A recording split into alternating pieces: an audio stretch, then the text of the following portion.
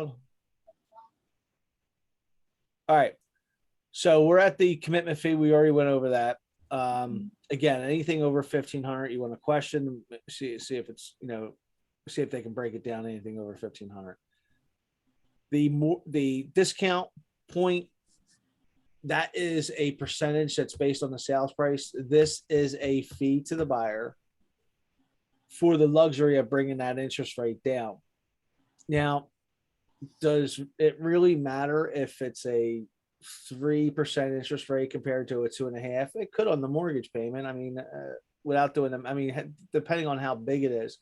But it's what it is. It's really common when people have like shaky credit, like they're borderline credit. Mm-hmm. They may charge you a discount point, so your debt to income ratio will change. So don't be surprised if you see that. If you see it, you just want to question it, but you don't want to really focus too much on it. Appraisal. These vary. Okay. If you see anything over 595 on an appraisal, you want to question it. But usually FHA, VA, conventional, depending on the property, depending on the bedrooms, depending on the square footage, they do range from about 350 all the way up to about 500, 550.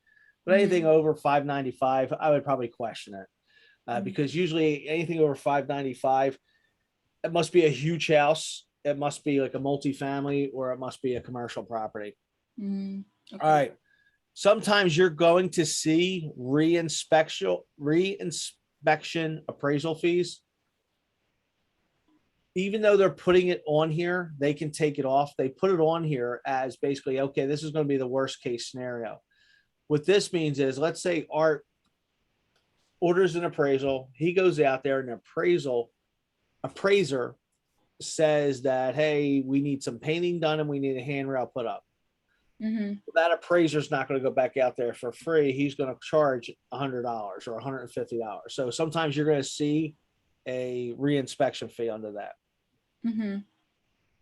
Credit report, that ranges anywhere from 25 to about $100. Flood cert, all properties have to get a flood cert. Okay, I don't care if you're in Center City, they all get them. It doesn't mean that they're being applied for FEMA or flood insurance or anything like that. A flood cert is basically just to check the elevation where you're at, and it's a fee that has to go on there. All right, so title search, anything that you see title, don't put it on your sheet, okay? Do not put anything in regards to title on your closing cost sheet. The reason for this is because mortgage companies want you to use their mortgage. Mortgage companies want you to use their title company, which they have an affiliation with. I have no problem with affiliations, but I've never used your title company before. I've used my title company for probably the past 15 years and never had an issue. So guess what? We're staying with my title company. You're going to get your title company's fees from your title company. So whoever your title company is, just make sure you're friendly with them. Just they'll send you over what a normal charge list from them is.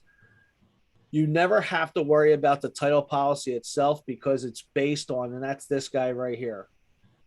The title policy is based on the sales price of the property. So there's no flat fee. It's just based on a percentage of the sales price.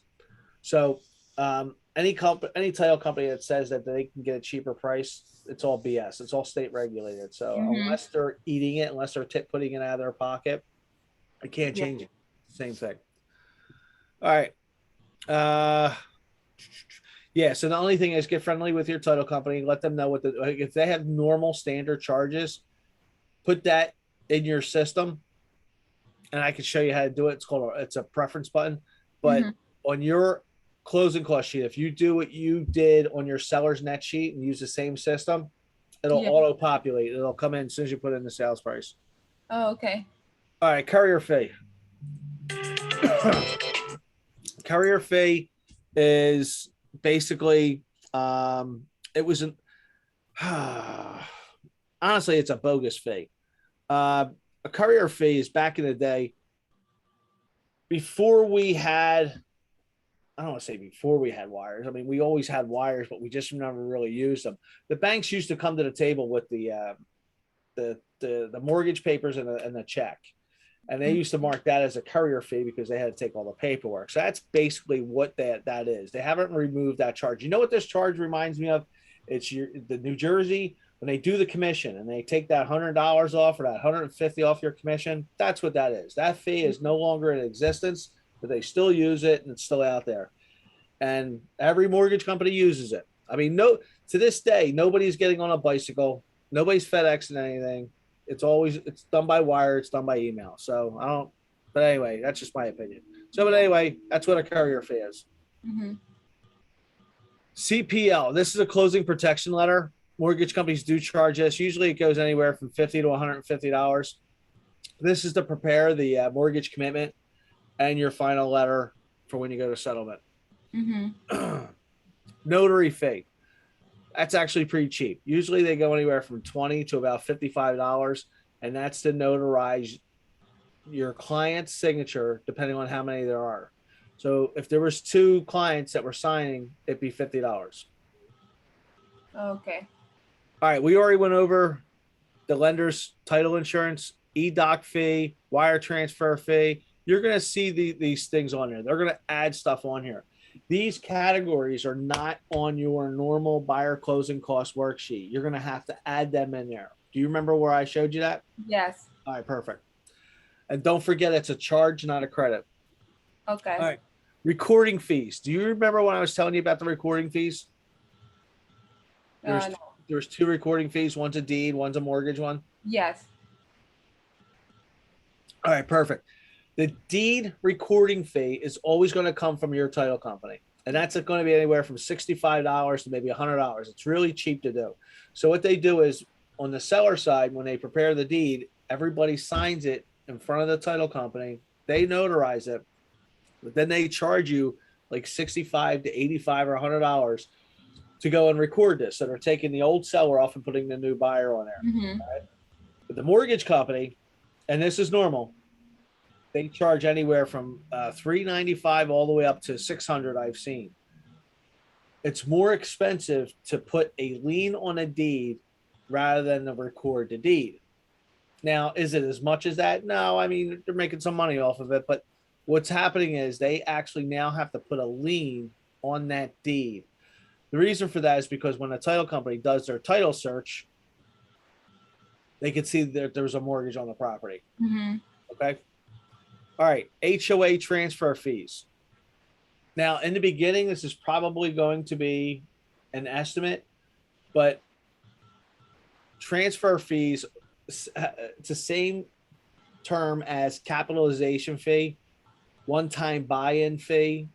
There's all types of terms out there, but this is where a homeowners association or a condo association says, you know what, for me to get that binder of paperwork over to you for you to read and to get your mail keys and whatever, we're going to charge you a one-time fee. This is an inconvenience to us. We're going to type this up, but we're going to whack you $500. And this is coming from the association.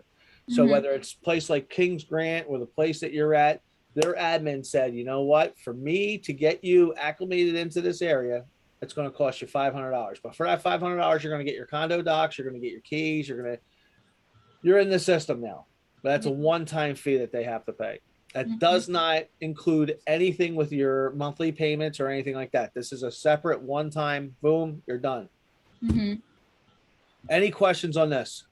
No. All right, so this is going to fill out probably all of your column on the left when it comes to the mortgage, and it also might fill out some stuff on the right. All right. Okay. This is your prepaid reserve account. It's also called an escrow. Okay. Mortgage companies, it's all to their discretion. If you buy a house in Philadelphia, you need 14 months escrow.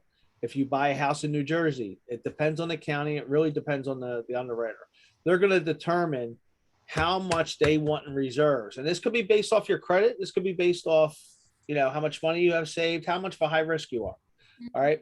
So in Yeah. this situation here, this is the money they want up front. I explained to you what an escrow account was, right? Yeah. I Okay. know. Do you know why the mortgage company is collecting mortgage insurance, homeowners insurance, property taxes up front? No. Okay, because these are ways that they can lose the property if these things aren't paid. Okay. So the first thing is forget about the daily interest, the mortgage insurance. Hmm. This, they have to pay this. They want to make sure this is getting paid because um, if you default on this loan, they cannot file to their insurance company and get that most of that loan money back. Now, as you can see, they're not collecting anything for that because they billed you already up front. Um, yeah, they billed you here and then they're crediting it you in the mortgage. All right.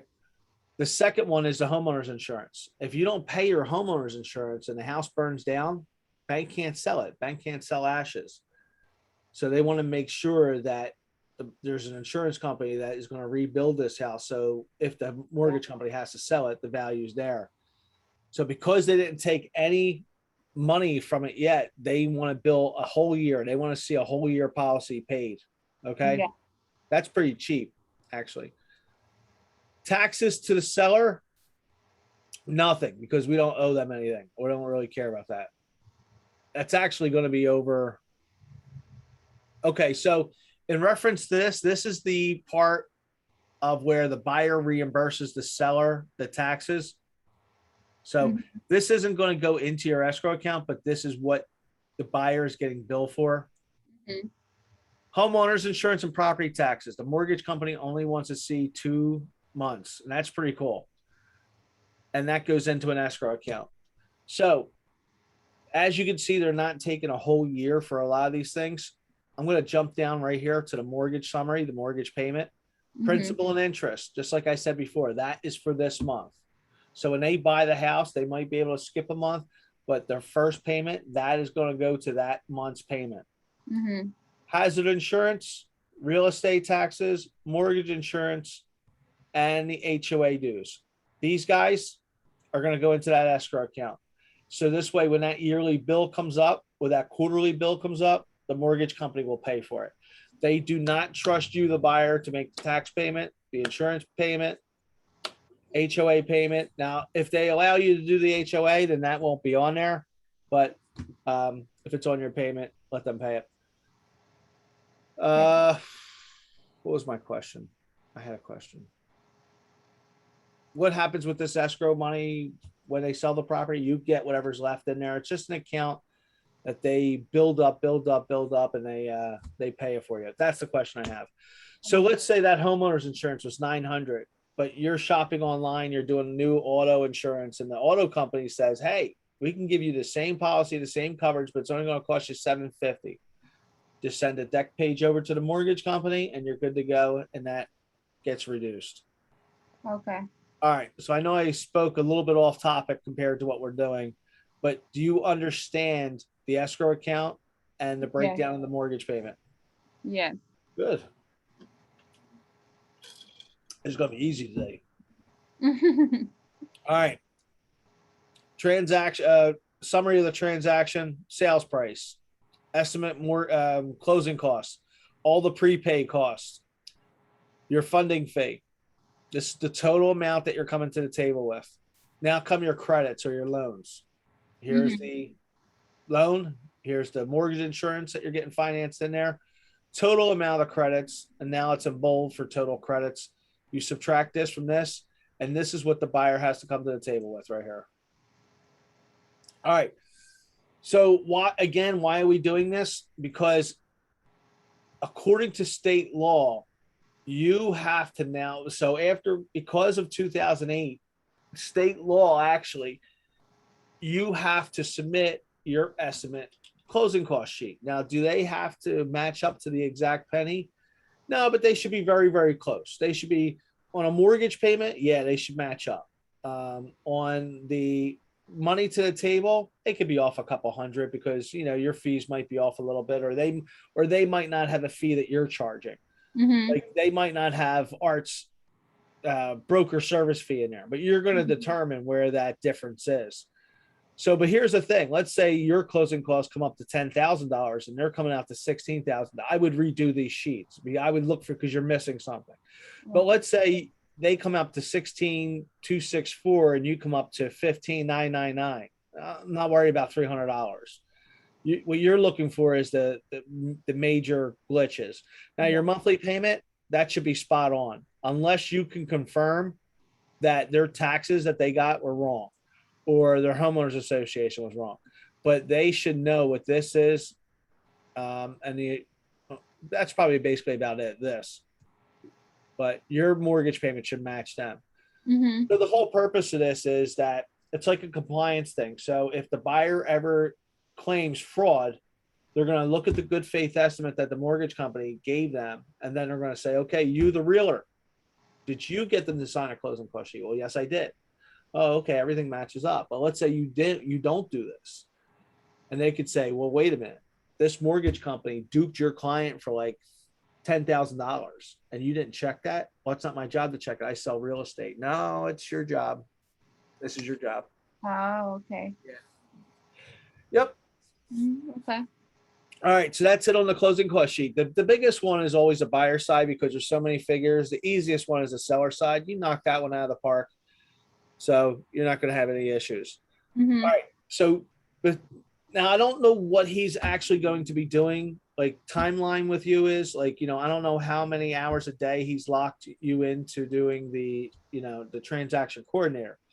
So what I want you to do is to get with Art and see how he's doing this, because this is going to be important, because this is going to help him taxes wise, but it's also going to help him as a guy who's trying to create a business. So going forward, I want to know what your schedule is. Okay. Now it doesn't have to be a 40-week work week. It could be 2 hours, 3 hours, or 6 hours. It doesn't matter. But I want him to start getting in the habit of you being in the office, whether it's at home, in the office, whatever. But this is going to be time for you to do closing transaction coordinator stuff.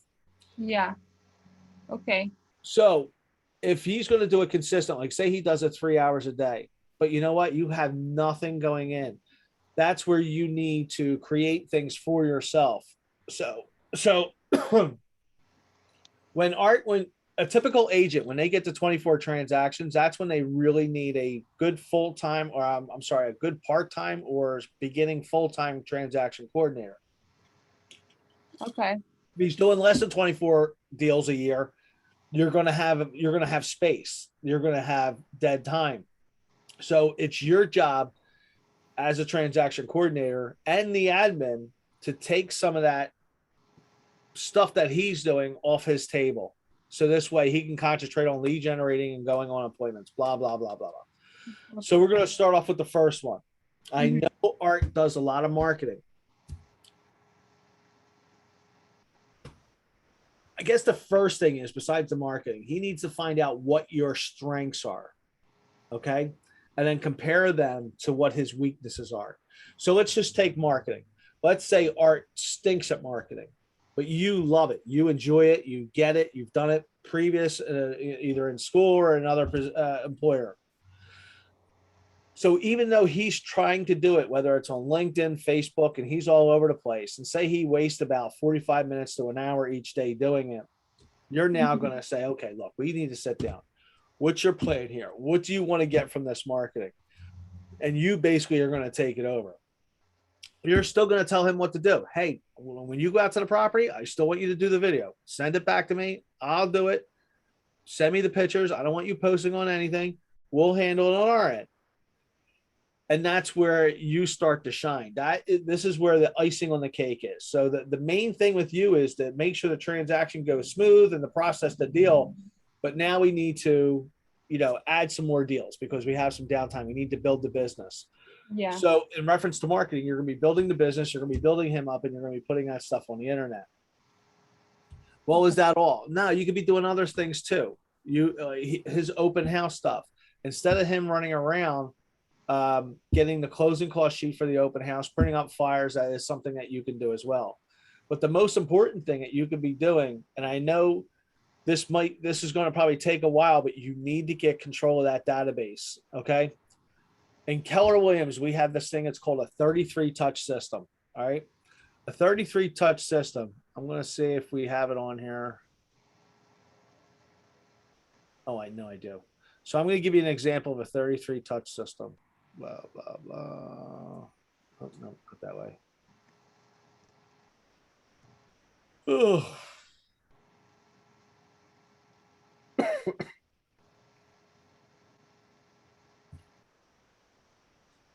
Oh, I get a lot of emails.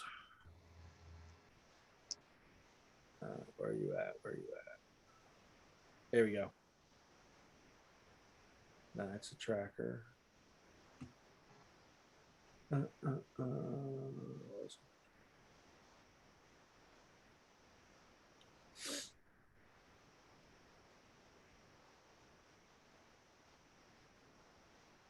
There it is.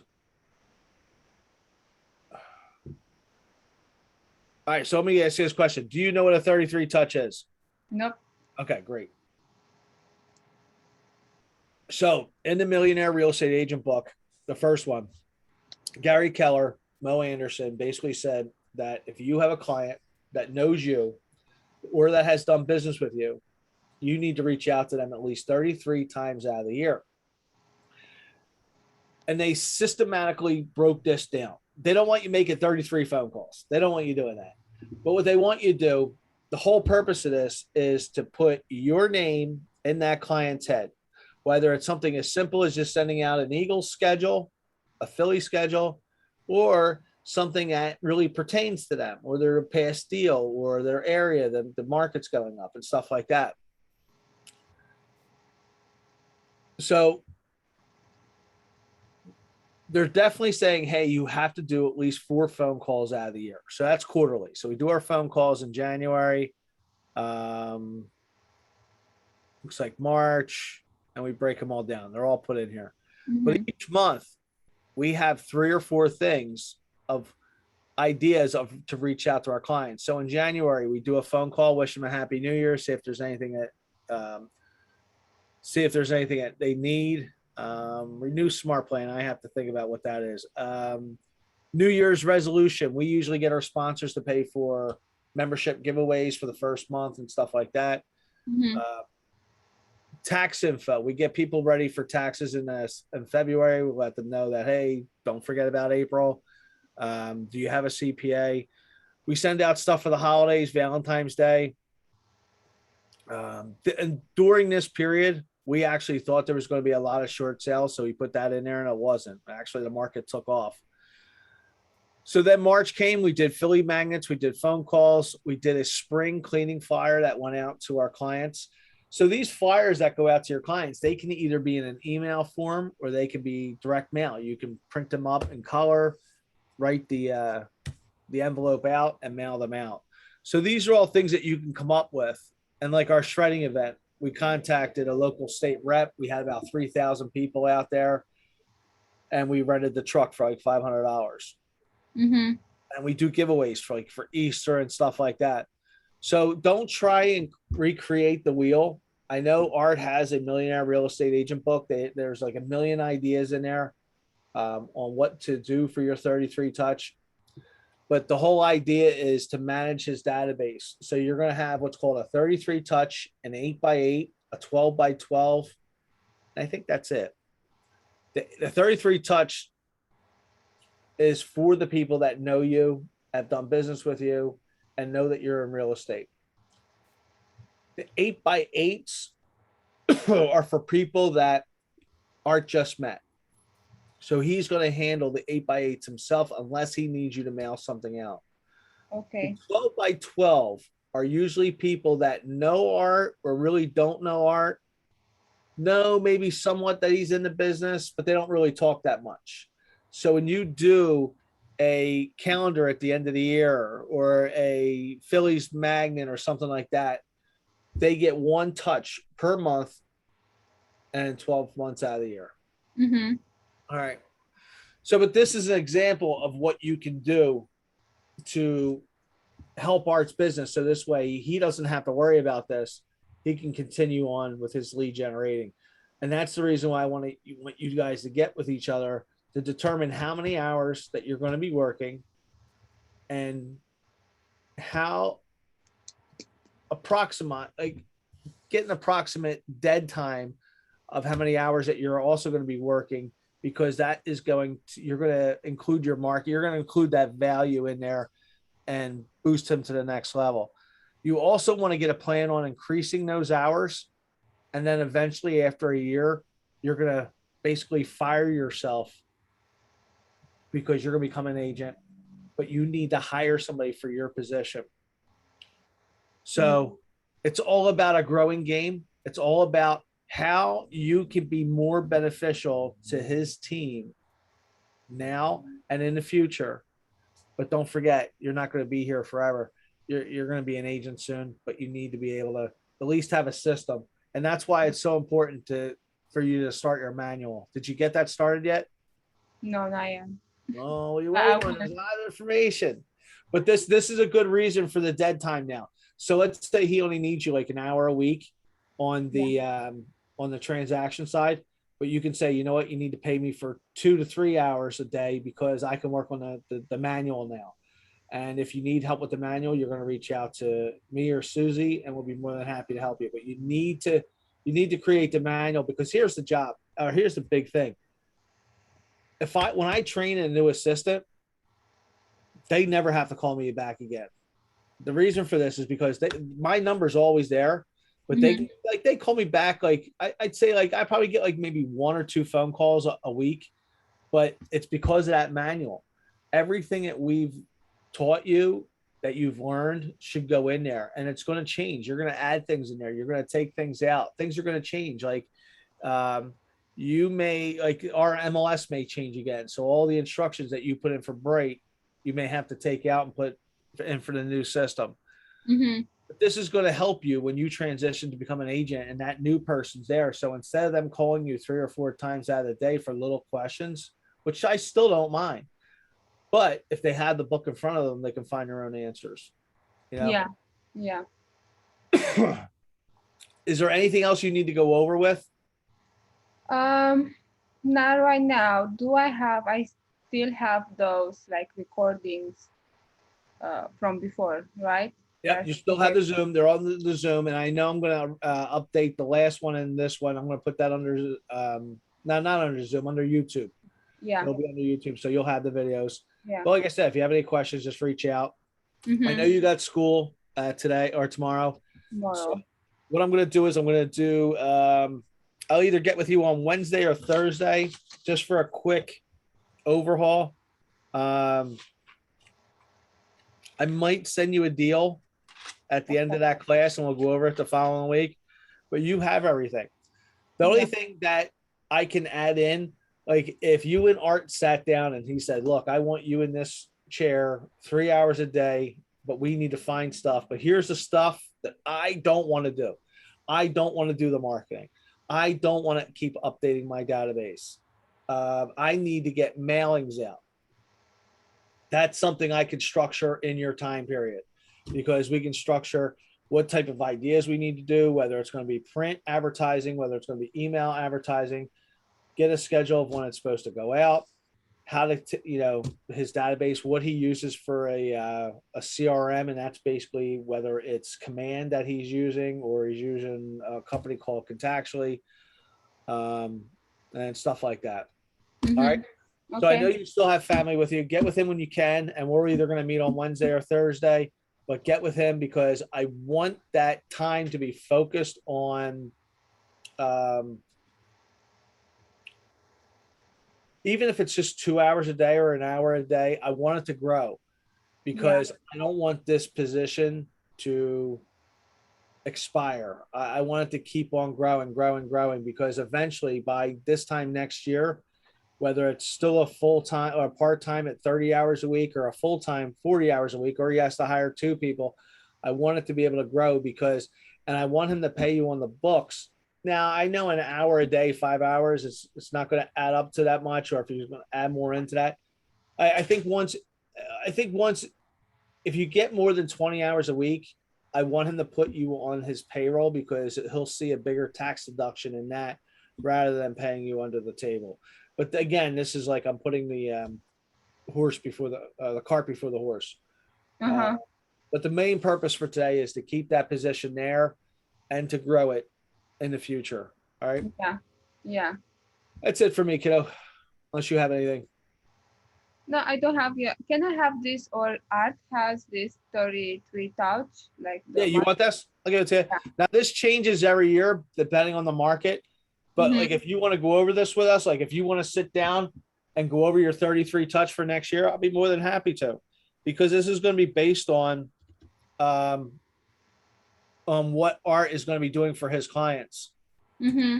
So the main thing is you just don't want to send stuff out.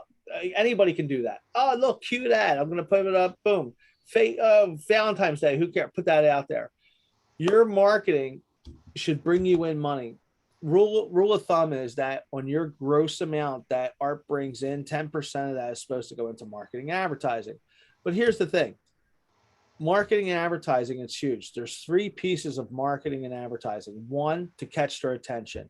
Now, if I'm doing something real estate, do I want to catch their attention using a newborn baby, a puppy, money? Yeah.